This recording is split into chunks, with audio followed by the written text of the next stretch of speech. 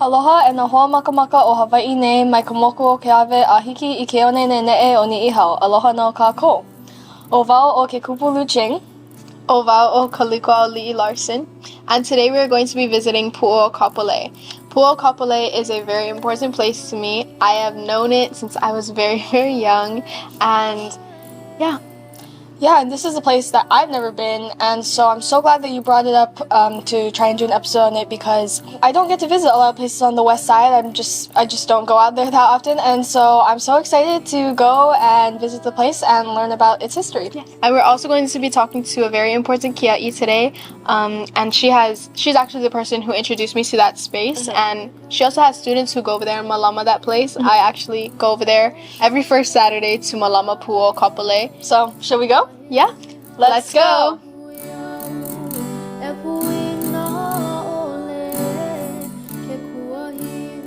So today we are here at Pu'uokapolei, and the first segment is our Aloha no Eau, which for this episode is Ho'iho I ka iwikua mo'o, which is Return to Your Backbone. This is number 1024 from the book of Aloha no Eau.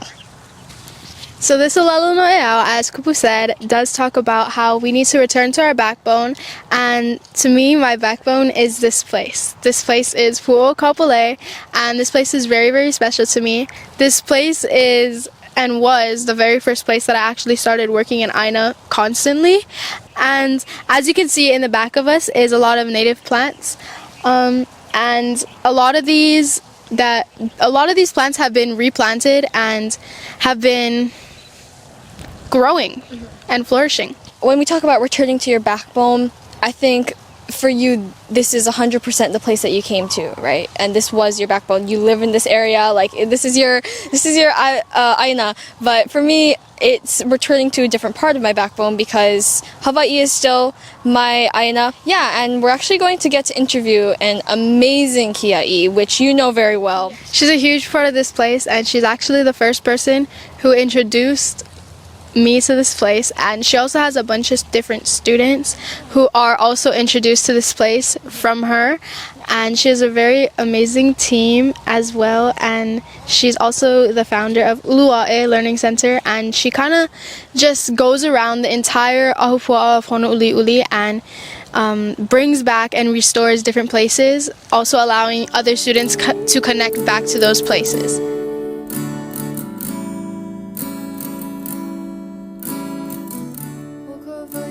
Aloha, and today we are here at Pu'uokapolei with Pu'umikiala Lidstone.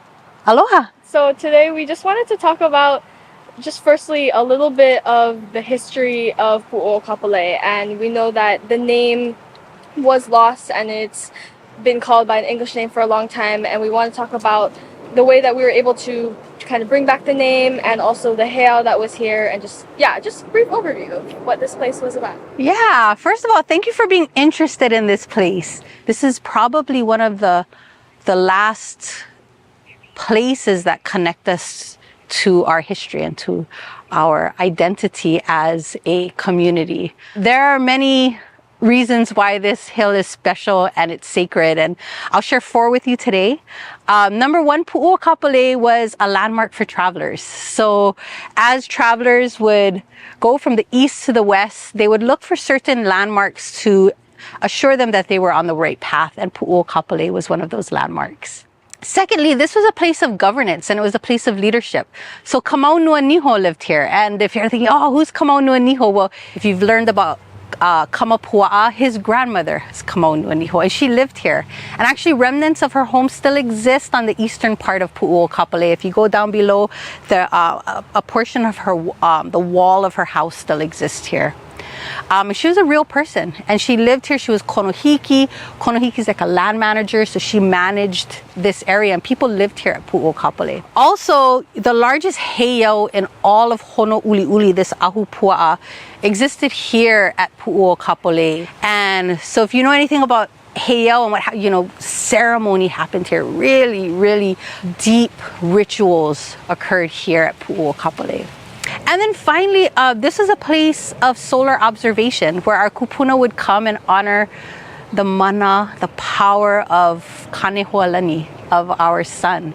And actually here on the summer solstice every year, which occurs around June 21st, if you stand here at Pu'uokapolei and you look towards Pu'upalailai, that's Pu'upalailai, Palailai Hill, the sun will set right smack dab in the middle of Pu'upalailai, and it will look like Pu'upalailai is swallowing the sun. It is the most beautiful, beautiful sight to see.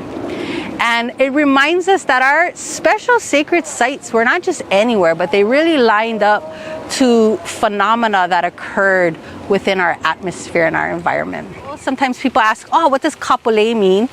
And you know, kapolei is really two words, kapo and lei. So kapo is short for kapo ulakina'u. So kapo ulakina'u is an older sister of Pele. And her kinolau are actually the hala. And so she's very much present here today, as you can see, with our hala, our puhala. And lei for kapolei refers to beloved. Kapolei means, or one translation of kapolei can be beloved kapo. Today it's owned by the city and county of Honolulu. So the city and county of Honolulu is the landowner right now of this place. But do you know who the landowner was before? Campbell? Yeah, so this was part of that 41,000 acres that James Campbell acquired when he came to Eva, and he purchased about 41,000 acres of land, and most of that land went into sugarcane. And then Pu'uokapolei was part of that. James Campbell Company was forced to sell this land to the federal government. So then it was transferred to the military. And that's why you see bunkers. They built bunkers. And this was a place where they stored guns and ammunition. And so that's when, you know, you're interested in the name. And that is when the name of Pu'uokapolei changed.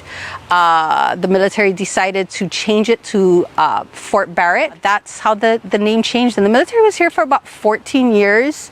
And then about a few years after Pearl Harbor, about 2 years, they left Pu'uokapolei. They abandoned this area, and it was transferred to the city and county of Honolulu.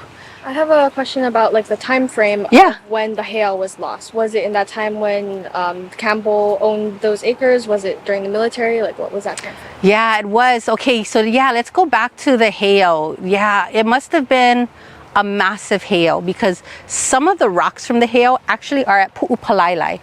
Some of them were transferred to Pu'upalailai, and a few years ago I got to see them, and they're huge. Like they're taller than I am. And so it must have been a massive heiau. But what happened to it? And what happened to it was that in the 1920s, the road started to deteriorate because sugarcane was booming, right? And you know, with all of the transportation along the roads, the road started to deteriorate. So Farrington Highway needed to be rehabilitated or you know, redone. And so if you're down by Walmart here in Kapolei and you look up, you can see Pu'uokapolei, and that's where Farrington Highway is. So you can imagine they were probably there, looked up, and saw all these rocks from the heiau, like saw this massive heiau, and thought, let's use those rocks for this road. And that's what they did. They brought in a crusher in about the 1920s. And if you look into the newspaper at that time, it talks about a crusher being moved to Pu'uokapolei, and all of most of the rocks from the heiau were crushed and then were put into Farrington Highway and also into Fort Barrett. And so anyway, that is unfortunately what happened to the heiau at Pu'uokapolei. So it no longer exists. We have no pictures of it. We can just, in our mind, imagine how magnificent it must have been.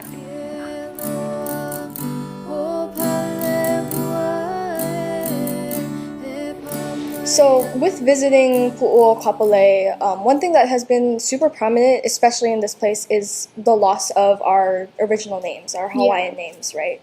And especially with Pu'uokapolei. So Pu'uokapolei, its original name is Pu'uokapolei, or its Hawaiian name that was given to it was Pu'uokapolei.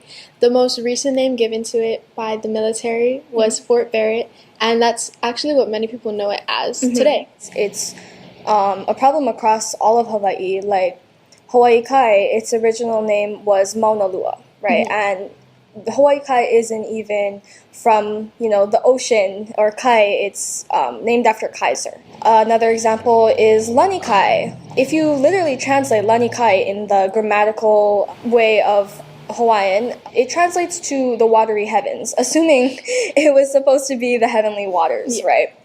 But the original name of lani kai is Kawahao, and just across Hawaii, there's so many places that have been replaced with more like modernized or English names. Yeah, and that's definitely a huge problem, because when we speak of Hawaiian names or the original names of a place, it brings back the mana, and it brings back all the feelings, all the stories of the place when it was called that. And then also with the banning of language, people started to forget names, right? Yeah. And started using more English names and English terms to describe places. And yeah, and it was so much of our culture was banned, and so many stories were lost. And so it's just so important to keep remembering our names and keep revisiting our history. And actually, Kumu Miki gave us a list of some names. You want to talk about that? Kumu Miki actually told us that she wanted to create like a bingo game for her students to play, and it would have the original names of all the places. And she gave us a list. It's got to be like 20 names 20 at names, least. And that's just around Honolulu, kind of like the west side area. So and so that's not even all across Oahu. So if there's 15, 20 names just in that area, imagine how many other names were lost, right? It's not only a problem with places or our history, but it's also a problem with us. People, they don't care to try and learn Hawaiian names, and we've both experienced that when we were kids and even until now. Yeah, so for example, my name is Pu'uokapolei, and it basically means the hope after destruction. It was given to me by my uncle called Ano'i, and it is a very meaningful name to me. And when I was younger, my English name is Lily, but when I was younger, everybody used to call me Lily. And then transitioning into middle school around 6th grade, I started to want to be more connected with my Hawaiian identity. And that, to me, meant that I would be using my Hawaiian name, Pu'uokapolei.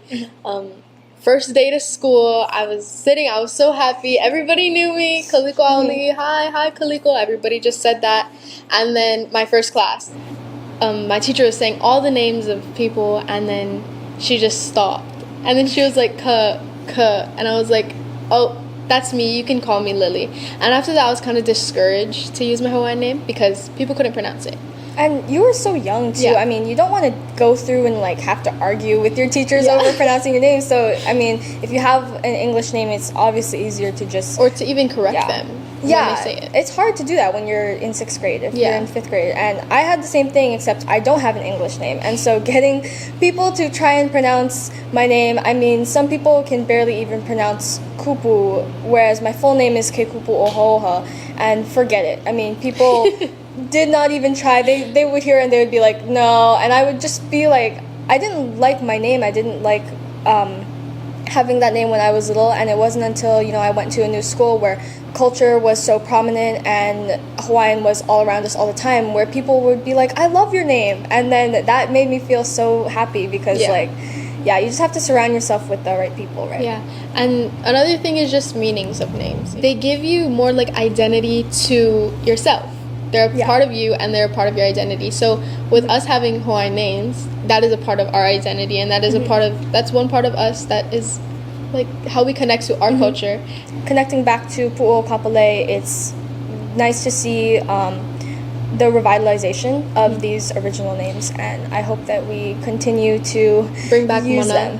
them. Because original names, they matter. They do. They really do. Especially here in Hawaii, where these places all had meaningful names, and they all had names that really connected with that place. As soon as you name something, it's something else. I mean, all that mana is gone. Yeah, you're done. It's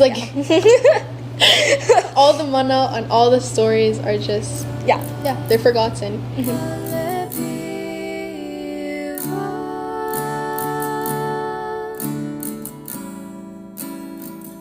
So we're back and we just wanted to ask you a couple of questions about the background of this place and what brought you here. So what brought you here to this place?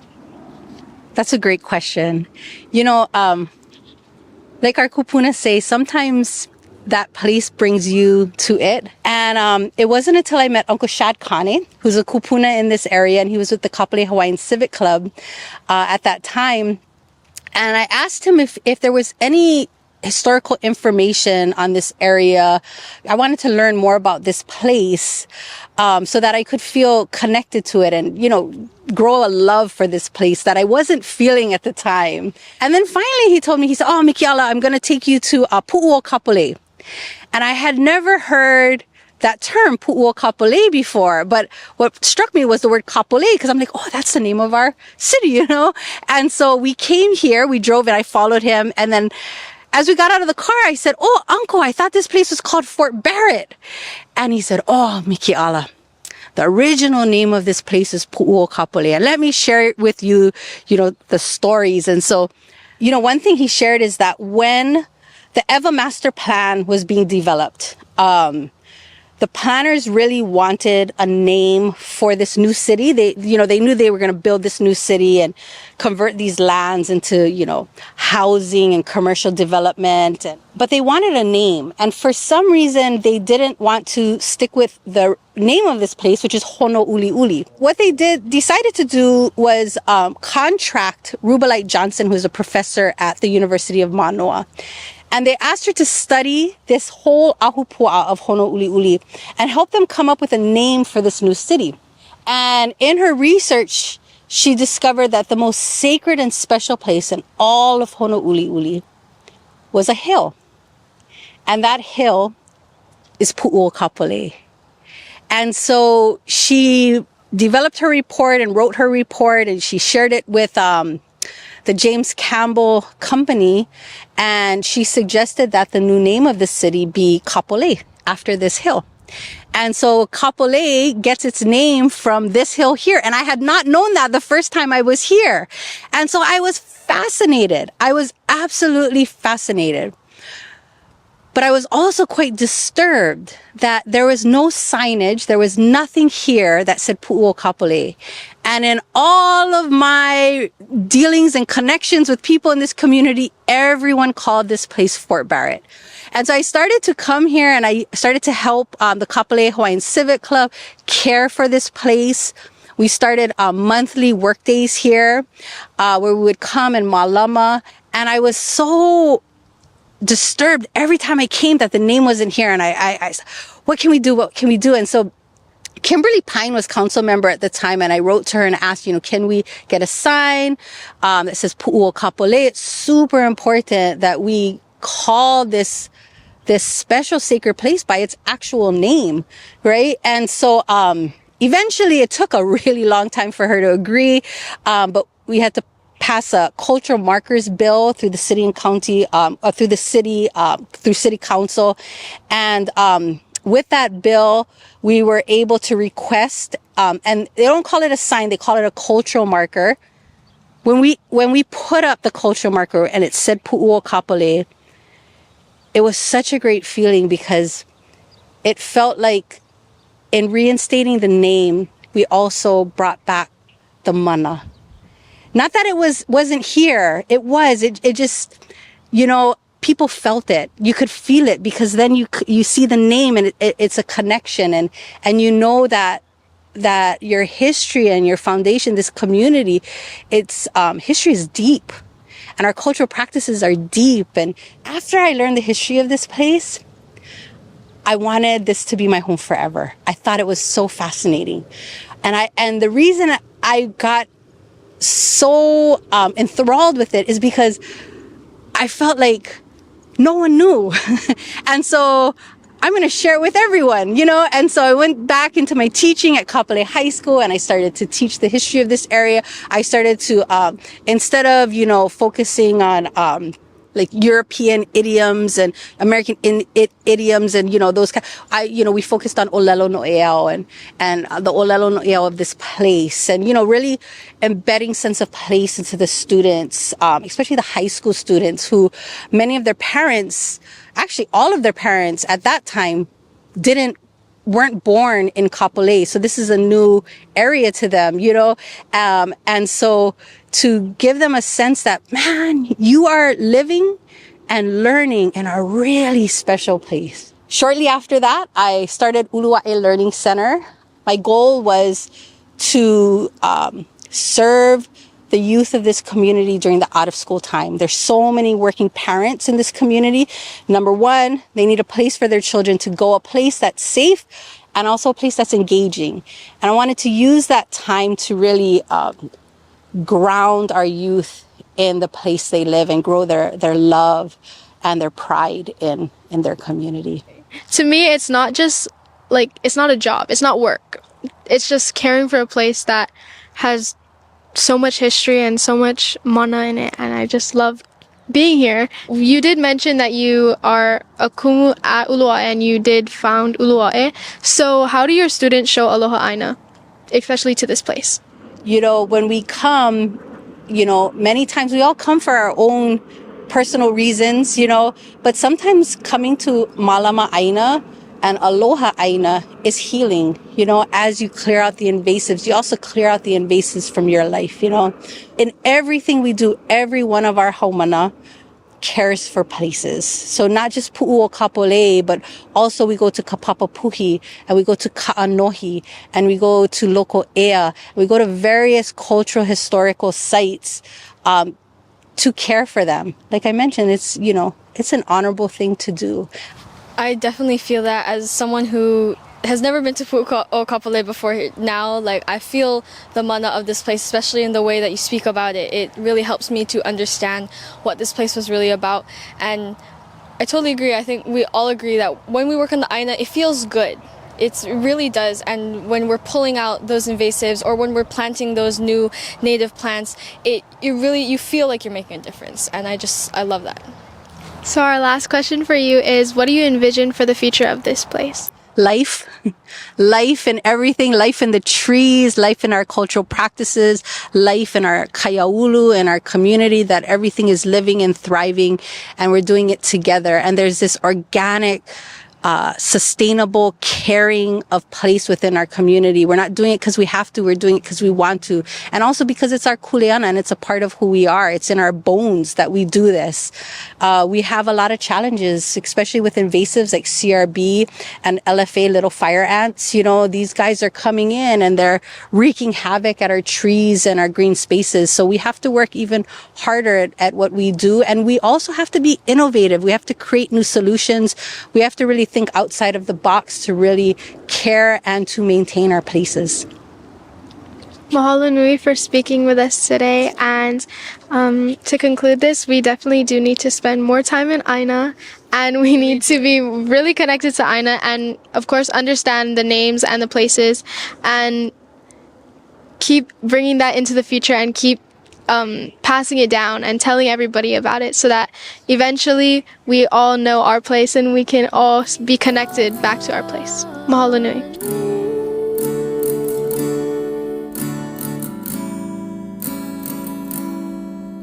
So we just got back from going to Pu'uokapolei, and this was such an amazing huakaʻi. I loved it. I mean, getting to learn about this place for the very first time, it was amazing. Yeah, and getting to talk to Kumu Mikiala was actually a really fun experience. I've heard her talk a million times about this place, but also knowing how just passionate she is in just trying to bring back the name of the place and trying to, you know, restore this place and bring the mana back to this place is just amazing. It's very inspirational, and I love hearing from her. She's such an amazing speaker. She really makes you feel something, and that was one part that I really loved. Yeah. So do you want to introduce our hua'olelo of the day? So our hua'olelo of today is ola, and ola is life. So just like these places, we speak name into these places and bring back mana of these places when we actually say these names. And when we say the original names of the places, it kind of makes us feel something as well. Yeah, it doesn't only help us to remember these names, but it also helps the places and the stories of these places be remembered. And ola, I mean, there's so many different ways that you can think of ola, and one of our favorites is ola ho, Yes. which is to revive. To revive, to restore, to revive, like bring back. So for us, especially at this place, we feel that we can exercise this revitalization by just speaking the original names, by knowing them and by speaking them, and by just using them, by telling people about them, and By trying to, keep those things in mind when we're talking about these places. It's so important. It really is. Mahalo for joining us in this episode, and we hope you tune in next time. Ahui ho!